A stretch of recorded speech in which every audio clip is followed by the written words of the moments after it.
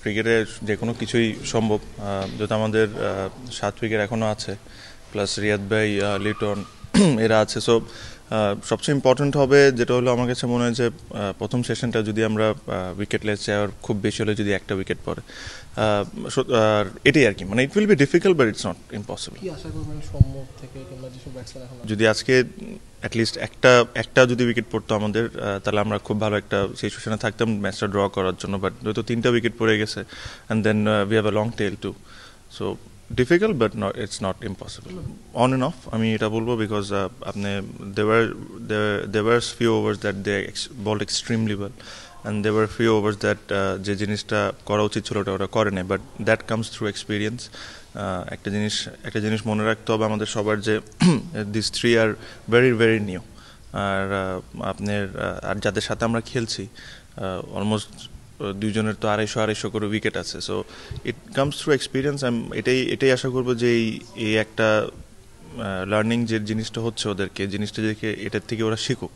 যদি না শিখে দেন ইটস আ প্রবলেম, বাট যদি এখান থেকে শিখে ওরা সামনে ভবিষ্যতে যদি ভালো করতে পারে, then it will be a plus point for us. এটা তো অবশ্যই একটা স্যাড পার্ট যে আমরা এমনই একজনের 2টা ক্যাচ মিস করছি অলমোস্ট একই ওভারে, যে আসলে 200 মেরে দিচ্ছে। বাট যদি না হইতো তাহলে হয়তো বা যদি আমরা ওকে আউট করতে পারতাম, প্লাস আমরা যদি ও সময় যেভাবে বোলিং করতেছিল আমাদের বলাররা, যদি 1-2টা উইকেট নিতে পারতাম, তাহলে হয়তো বা আমাদের আরেকটু কম সময় হয়তো বা ব্যাটিং করা লাগতো। বাট ক্যাচ একটা এমন জিনিস, এটা যে কোনো কেউ মিস করতে পারে।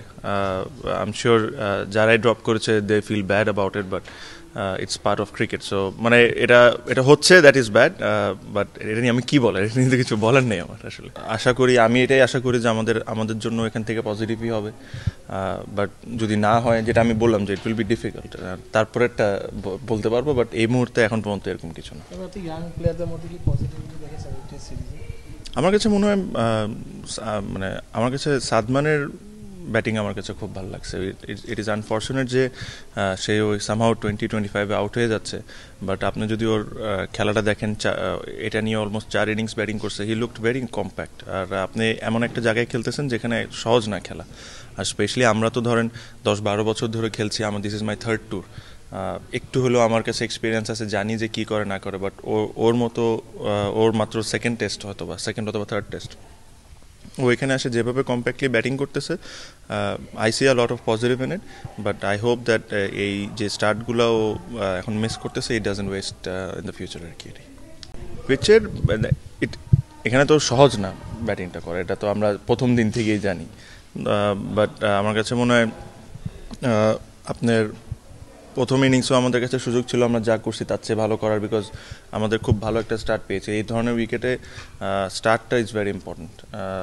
বাট আপনার দেন এখানে there will be something for the bowlers for sure.